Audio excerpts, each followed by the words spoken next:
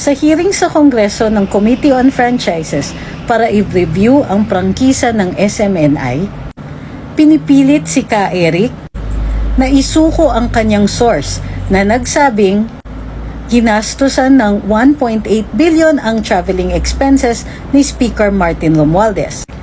Dahil hindi isinusuko ni Ka Eric ang kanyang source at pinabulaanan niya ang original niyang sinabi tungkol sa kung saan nanggaling yung impormasyon, na-cite siya in contempt at kasalukuyang nakadetain sa Kongreso.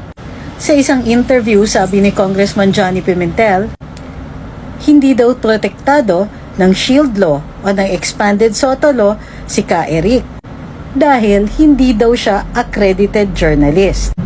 Tama ba siya?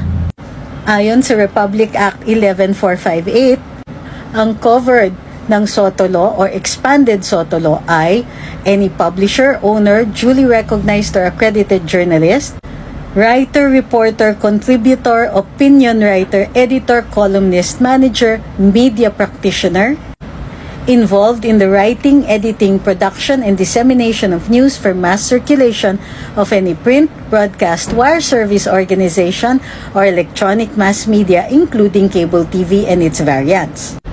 Maaaring pumasok si Ka Eric bilang media practitioner, involved in the writing, editing, production, and dissemination of news for mass circulation of any broadcast or electronic mass media. Kung kaya't, yung pagpipilit sa kanya i-reveal ang kanyang source ay posibleng hindi legal, at lalong hindi legal ang kanyang pagdidetain for contempt.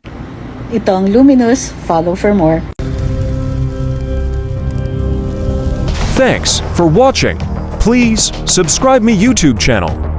Follow, like, comment, and share.